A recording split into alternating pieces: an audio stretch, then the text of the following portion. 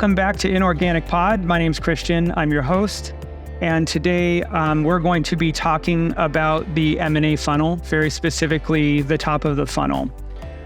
We're going to talk about top of funnel because when you think about the whole funnel management, the entire end-to-end funnel, everything that it's at the top is about the quality that goes in, the amount of time that you're spending in what goes into middle funnel, and ultimately the things that successfully pass into bottom funnel. How you manage that time and your own time and the resources of your company and your team who need to come along with you. A lot of that really starts with top of funnel. So that's why I thought it'd be really great to just double click on top of funnel today. I'm excited to have with me someone who's someone I personally admire a great deal, who's a highly respected M&A practitioner in the e-commerce space. Today, I'm very pleased to have with me Erik Morton. He is the SVP of Strategy at CommerceHub.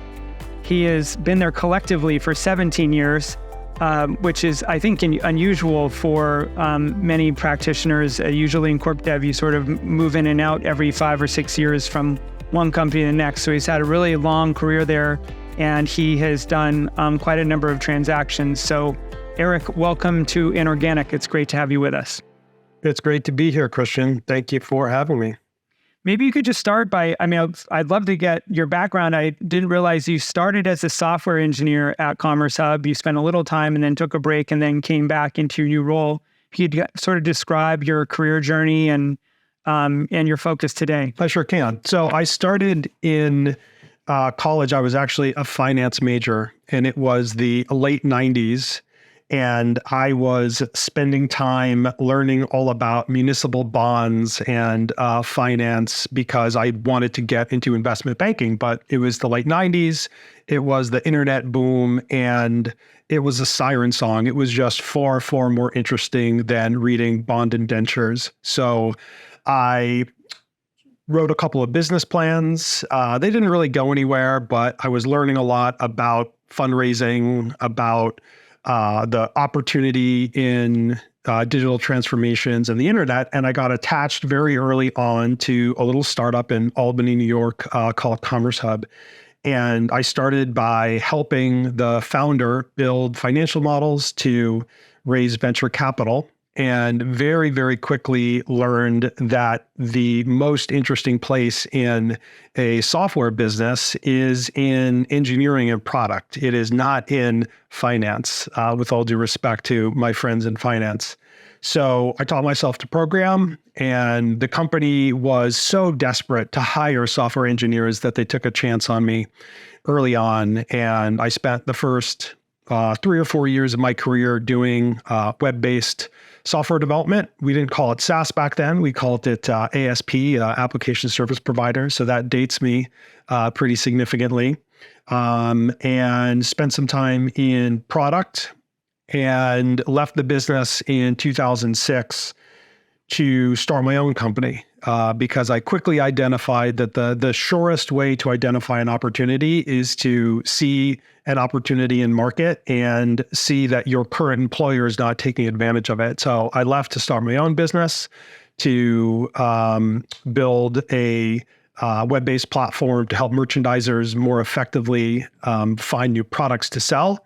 Ended up selling that business, doing a couple of other startups, and found my way back to CommerceHub in 2012 when the founder of that business was also recruited back to take it to the next level.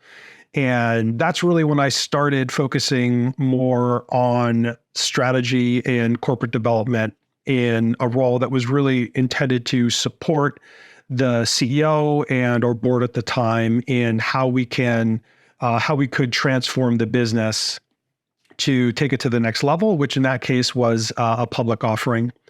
And that was a real trial by fire. We did an acquisition. We spun the company out to be publicly traded. I got convinced to do investor relations as a publicly traded company, which was quite an experience.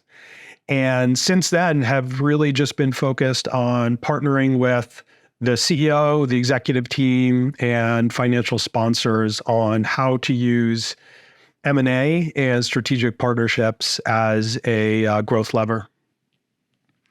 Great. That's an awesome background. What I like most about your background, especially sort of the earlier years, is the superpowers of someone in a corporate development function is to understand a little bit about software. So you kind of know how the thing works, to understand how to work with product, because product is a very close partner of ours. And then third, to know what it's like to run a business and have to build and scale it, and then sort of make a decision about when's the right time to exit. So having some credibility and talking to other founders as having been in their shoes. So you've got kind of all the right pieces there. And more recently, I think the thing that will be interesting to talk about as we go through this particular discussion is working alongside a financial sponsor. We share a PE sponsor in Insight, which is a really great investing platform.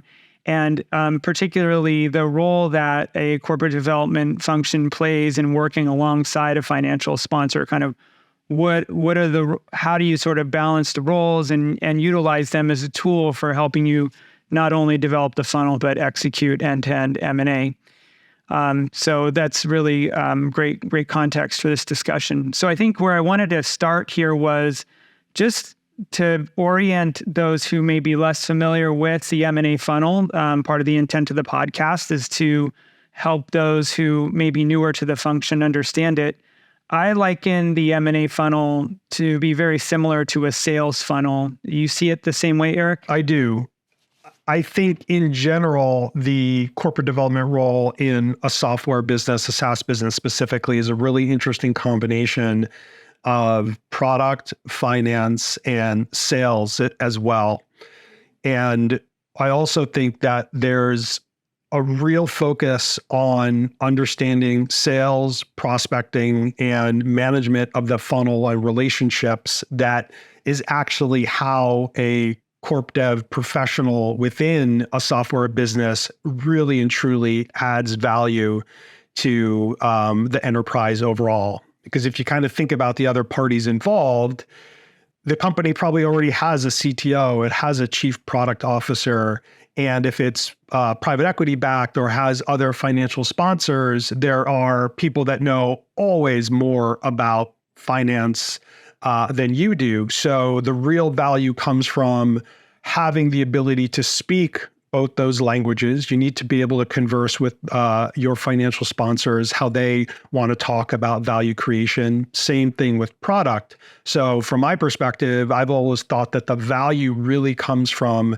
your ability to be out in market, developing relationships and identifying opportunities that can then turn into either partnerships or M&A opportunities.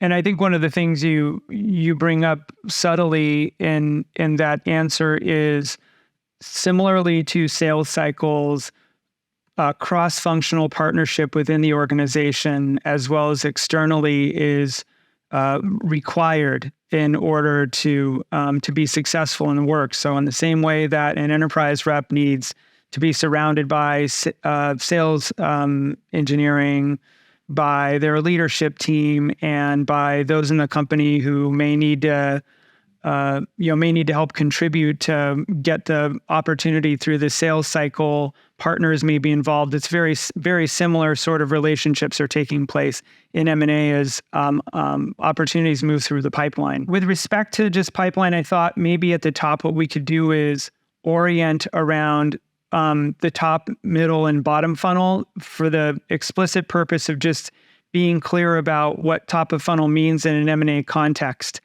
And so maybe we can just start with top of funnel. How would you describe what belongs in top of funnel, what does not? For me, everything always starts with, as you mentioned, strong alignment with all of the stakeholders. And when you're thinking about financial sponsors, it's usually pretty easy to get alignment with them. They're in the business of deploying capital. They want to do acquisitions. It is sometimes a little bit more challenging and time consuming to get strong alignment with your executive team simply because they have day jobs. And I find that it is very effective to orient yourself around the broader corporate strategy and try to show your chief product officer, your CTO, your head of sales, that your role in acquisition specifically can help them achieve their objectives that the entire team will be measured on through the corporate strategy. And starting there for alignment usually helps. And then when I think of top of funnel, I tend to think about it as having a strong process in place to manage inbound opportunities that will come through the normal deal flow from bankers and advisors in your network, building a muscle around that, and being able to very, very quickly evaluate deals. That I kind of almost think of as a separate topic in and of itself. And then the other area is really on those proprietary deals. How are you as a corp dev professional adding value to the organization by creating opportunities that don't otherwise exist? And again, for me, it always starts with what is the corporate strategy? What are the other resources, the market landscapes, the market analysis that you can create as a derivative product of that corporate strategy? And then how are you identifying other important players in the market, getting feedback from your head of sales and other people in the organization on who they think is relevant? And then how are you creating value by going out and actually creating relationships that don't exist yet, reaching out to people, whether it's at a conference or via a cold email or even on LinkedIn in some cases.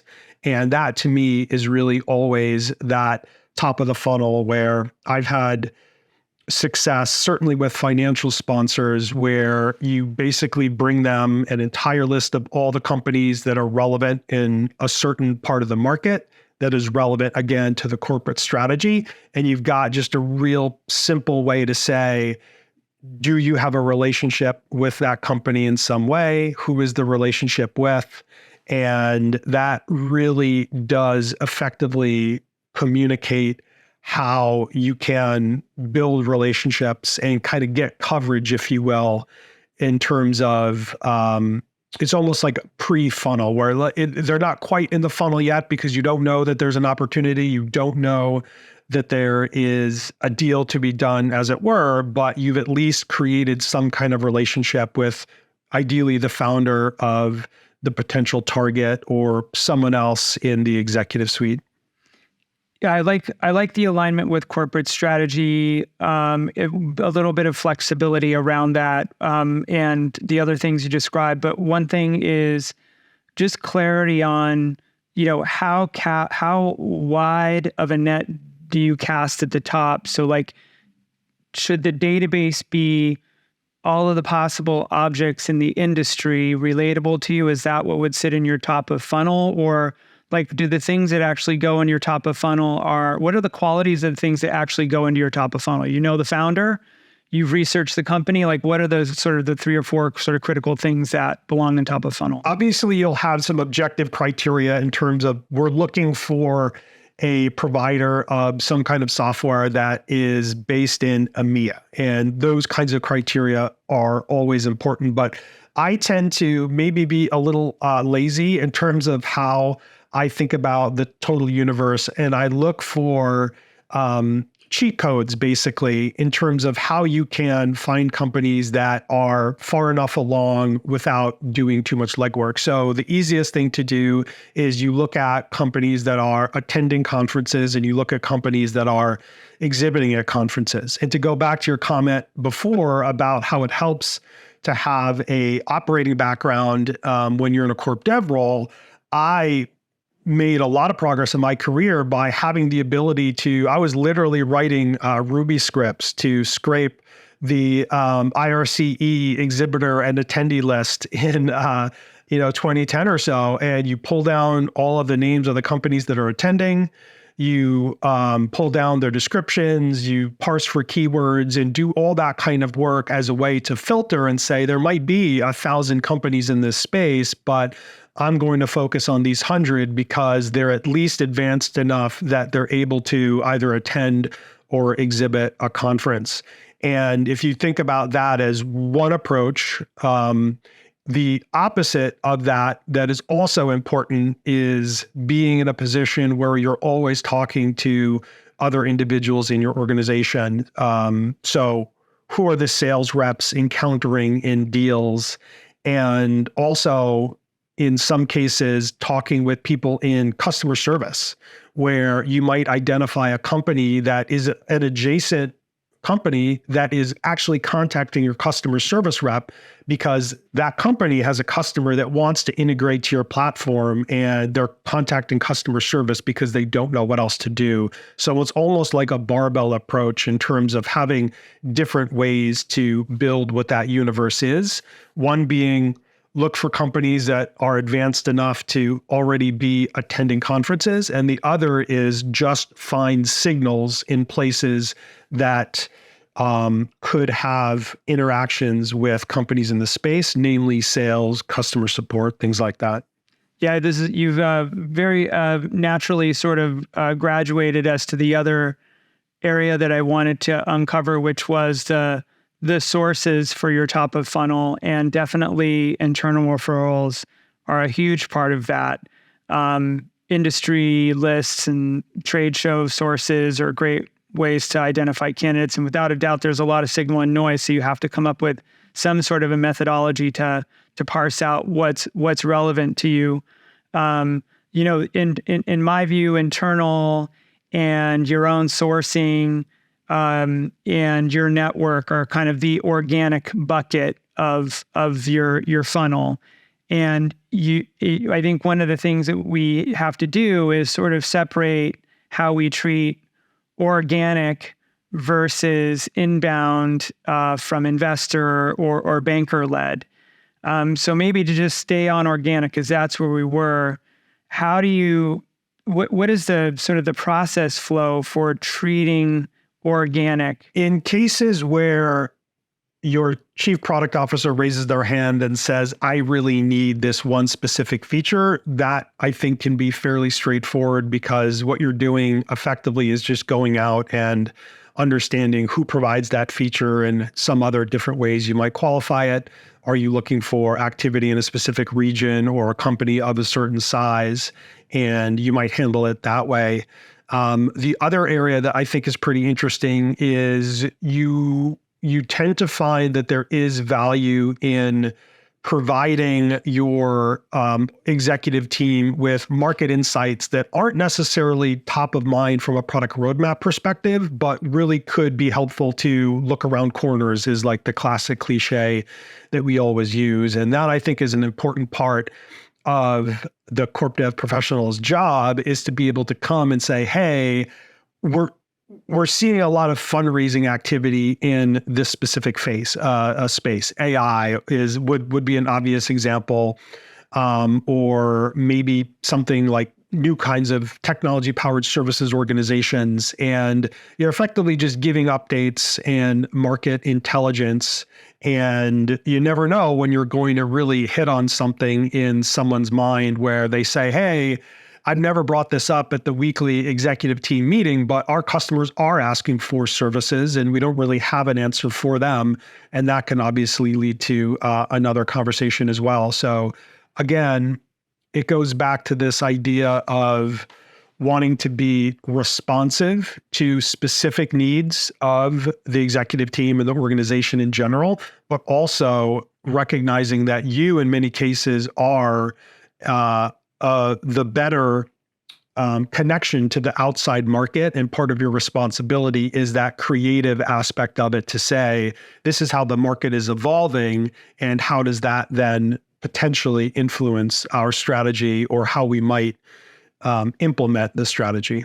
Yeah, organic provides a lot of signal about what's happening, and it also provides signal for what's not happening.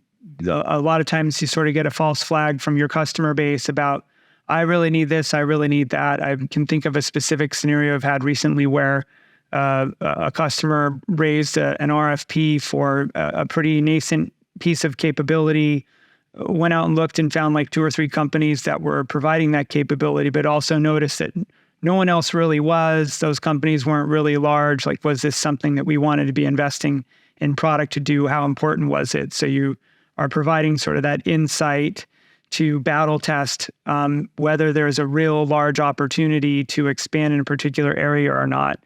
Organic is really helpful for that. I think the other thing is internal referrals and the whole organic set is really great for competitive intelligence. So I like to take that information and provide that to product marketing or whoever is sort of handling our battle cards and help get them whatever signal I can in the right way to help us also think about how we position ourselves in the market and who our competitors are and are not. Absolutely. And maybe related to the idea of the inbound funnel development versus organic, there's a lot of value and signals that you'll get from bankers and advisors in this space as well that I think very much support that organic side of the funnel development. So a couple of examples are when you are evaluating inbound deals and you are participating to some extent, you get a sense of what's working in the market and what isn't. And you'll potentially see a company that maybe is in a space that your management team, and even you still think is interesting and potentially growing significantly. And you'll see a process from a sell side perspective that actually looks like, if not a pure fire sale, then a sale of a business that is not necessarily growing as fast as people might perceive. So there's a lot of signals that you'll get from that inbound side, the deal flow, that can help support the organic side as well. And I think to just clarify for the listeners, inbounds are several different sources. I mean, one is our kind of our own personal networks of friends in venture or PE. Some are actual financial sponsors who will raise inbounds. And then another source of inbounds are banker-led inbounds, which are actual processes, auction processes. And the latter, you have to treat a little differently. So maybe we should actually double click on that a little bit. So the inbounds that we get, I think, from outside of an auction process, there's a process to run for them, but an auction process creates sort of this artificial level of urgency. You have to start making decisions and getting your team organized around them a lot faster. So how do you manage inbounds from auction process? How do you kind of qualify, disqualify, and decide whether you want to play? Corporate strategy and then alignment with the rest of your executive team. It really starts with that, where when you get an inbound, the first thing that I would do is really run it through the filter of how well aligned is this opportunity to our corporate strategy. And if it isn't, then more than likely it's going to be an immediate pass, probably with just an email response back to the banker. And in cases where it likely is or could be aligned with your strategy, then you really do need to have support from the rest of your executive team, where they should already know that you might come to them and have an opportunity that you need them to think about a little bit. And that requires, in some cases, a couple hours. In some cases, it could be a much more significant time investment. Everybody's busy and no one's going to like that interruption unless they know what's coming and they know why they're going to take time out of their day in order to sit in a management meeting with a company that they've potentially never heard of. So it's really those two things. It's having the ability to quickly run it through your corporate strategy to see if it's a close fit or not a fit at all. And then number two, strong alignment with your chief product officer, head of sales, other important stakeholders, obviously CEO in the business, so that they can think about these deals, provide feedback, and potentially participate in management meetings or entire processes. I find that most inbounds is really black and white disqualification against the strategy, but there's some percentage where you actually need to double click a little bit because it's something you haven't thought about before, but maybe has something to it, or it has a very specific attribute of, as example, maybe it's maybe it's data, maybe it's the engineering team is highly skilled in AI. You have zero interest in the product or zero interest in the customer base, but it has some particular feature that is very attractive and you have reason to believe you should take a double click at it. Do you have a similar experience? I do. And it also brings up another important way to build your own network, which is building relationships with sell-side advisors.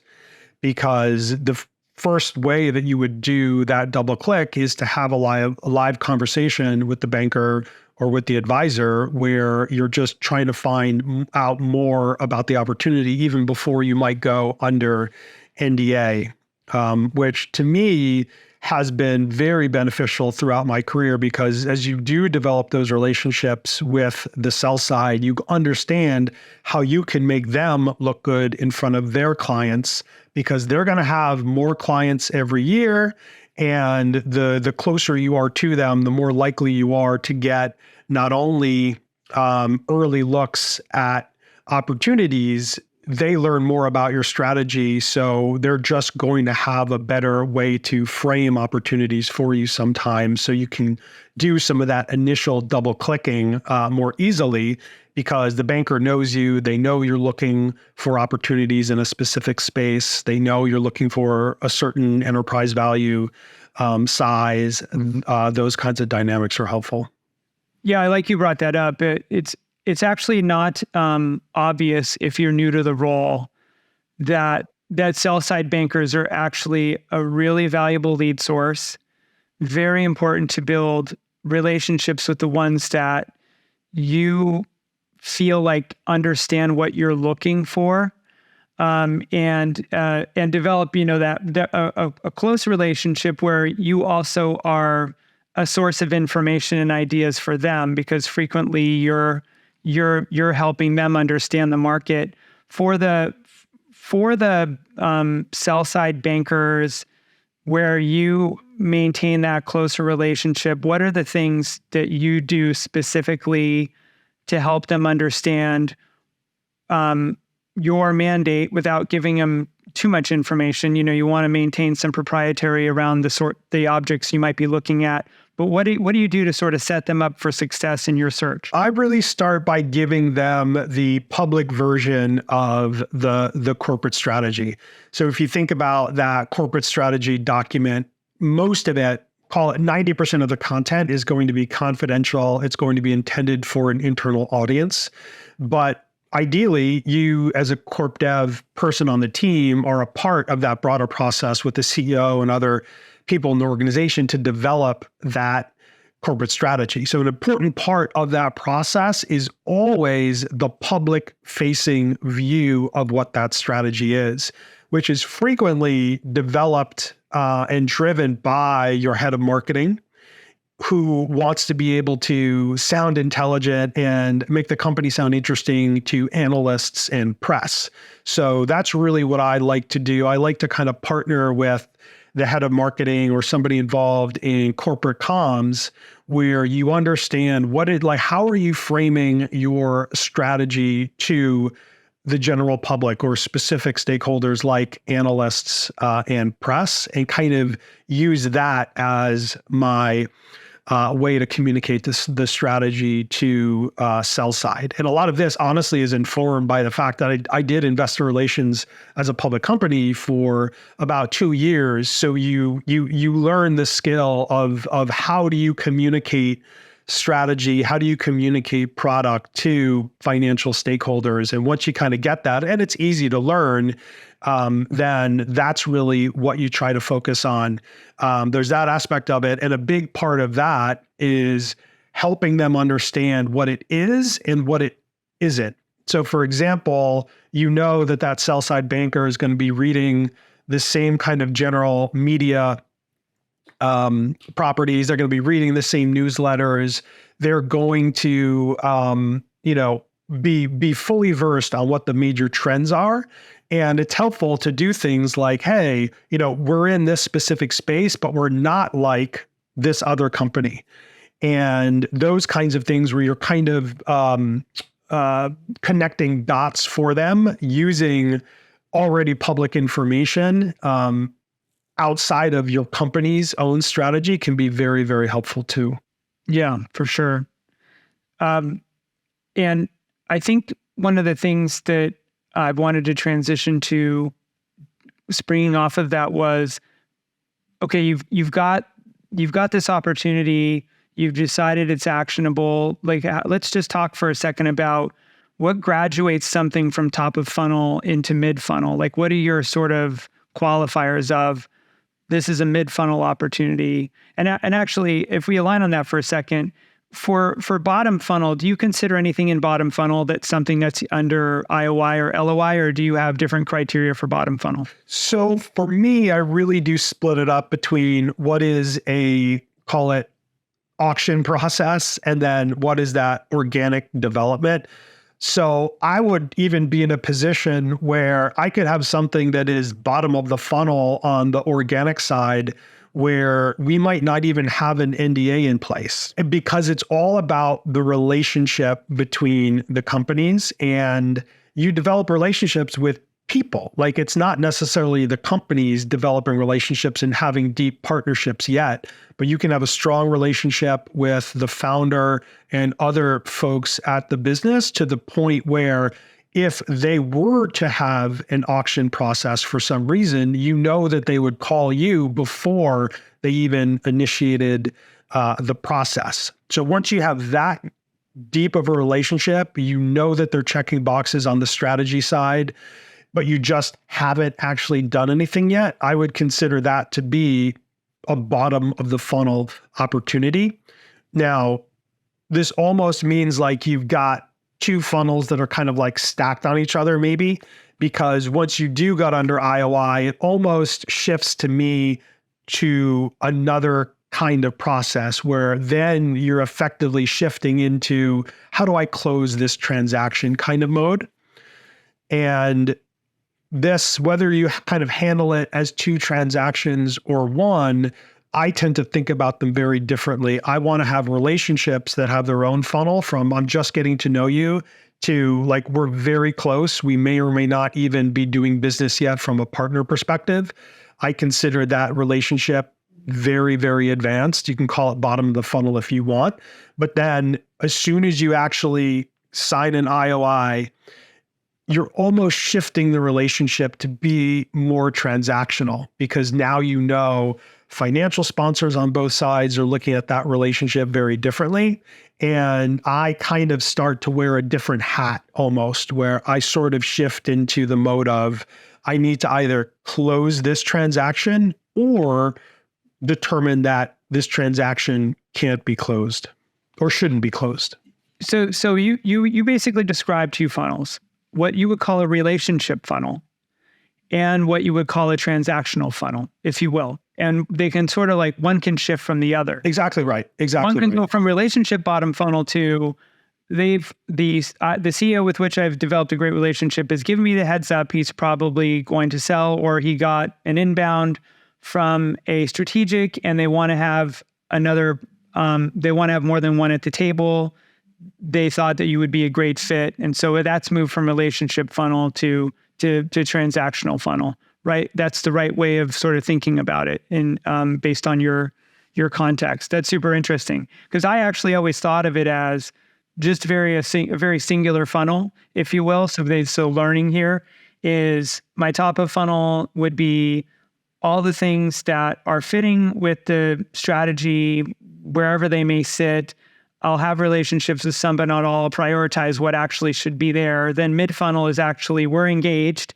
We're either considering a potential M&A opportunity or a partner opportunity. And then once it's become more actionable, then it's in the bottom funnel. It's going to get, and the lower in the funnel it goes, the more attention that it gets. But you're actually describing this two-part where you're using one part of the funnel to decide how much time you invest in the relationship, because you never know when actionability will occur, which is one of the problems in our business. Is you might really like a company, it might be a perfect fit for you, but for one reason or another, it's not actionable. When it flips to actionable, you move it over. Is that the right way to describe read back to you what I heard? It is. And I think some of it is probably a function of we've gotten to the size as a business and we have enough financial sponsors that we have enough deal flow internal that it makes sense to manage them separately because there's just enough quantity of inbound deal flow that you want to be able to say, hey, we're being responsive to opportunities that are coming inbound through auction processes. And then at the same time, we're also large enough that it makes sense to really spend enough time and to be deliberate about relationship development in general. It also, to be honest, is influenced by having a little bit of a dual mandate as a corp dev person of not just pure M&A, but also partnerships as well. That's something that I think is super, super critical because it allows you to play the most obvious card in the world when you're contacting companies is like, hey, I just want to talk about a partnership. I'm different than all of those PE associates that email you as the CEO every week to say, hey, do you need capital? Like nobody wants to take that call. But when a larger player in the space that looks like an adjacency says, hey, we think there could be a partnership opportunity because we have overlapping customers, a financial sponsor cannot have that conversation. You can because you work for a software company, and it's the easiest and I find most effective way to start the conversations and start the relationships. Yeah. Content for a completely different episode is running the partner track in the corporate development function is in of itself a whole different line. So we'll certainly cover that in another episode. We're running close to time. So I thought maybe what we'd wrap on is maybe a couple of lessons learned, and I'll seed the first one, which is, you can have the strategy, you can have alignment with the team on the things that you're looking for, but the things that tend to distract the corporate development function and sort of disrupt the funnel or defy the funnel, if you will, are, hey, this competitor just took a deal from us. Who are they? You need to take a close look at them right now. Or an investor gets really excited about a particular company and they sort of put that in front of you, and it's either was in your funnel or wasn't in your funnel, but that can tend to be distracting because these are objects that in my mind don't completely fit with the strategy, but the CEO wants their attention. So how do you sort of view your role and the treatment of those opportunities as they come up? So that's a classic example of, I used to call it's like, the shiny object syndrome that some CEOs have, where they just see something and for whatever reason, it triggers them and they just want to know, why weren't we involved or why weren't we thinking about that?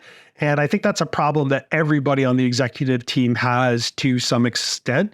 So my focus tends to be, how could I help the CEO understand a dynamic with access to information that they don't normally get through their day-to-day activities. So a lot of that will then come from your relationship network.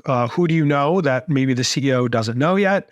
And then what other kinds of context and analysis might you have? So for example, could insights from your banker relationships actually help the CEO understand whether this shiny object they're seeing is something that's truly compelling or not? So it's not as if you have an obvious answer for them, because most of the time, no one will. But you're able to help them work through a problem or understand a new way to analyze a specific information, because your network and access to information you have should be different than what they have as your way of adding value. Yeah, that's exactly the way I see it. What's another lesson learned that you think we should wrap up with here? So for me, it goes back to one of the topics we touched on, which is understanding the role of sell-side advisors and bankers. Because a lot of people who come from our backgrounds as people in the software industry who don't come from the banking industry, you don't necessarily know the difference between a lower mid-market advisory firm, a mid-market advisory firm, a small investment bank, or the big bulge brackets. And those relationships are important in understanding how to manage them.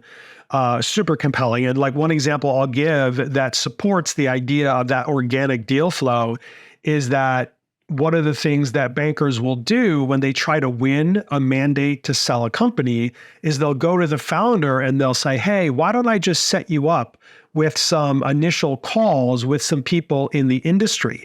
And they'll set up calls with maybe 3 companies at the most to show that CEO and founder that the banker really knows the industry and is going to build a good process. You want to be one of those 3 people that they call. And the only way that you get onto that list is by developing that relationship, being responsive to them, giving feedback, and then you'll get the call. 100%. That is probably another episode in of itself. It is relationship management and who should be in the Rolodex. Who do you call? How do you kind of build that network? That is not something you can Google. That takes exactly. That takes that is a podcast for that. That's a different episode. Well, Erik, we could probably go on for another hour just on top of funnel, but I'm really glad I broke it down to this one piece. I really appreciate your experience and insights. It's been very, very enlightening and helpful, and I hope you, our listener, have enjoyed the conversation. We'll leave it right here for this episode of Inorganic, and we'll look forward to seeing you next time. If you enjoyed this conversation, please do like and subscribe on whatever channel you're listening to. Thanks.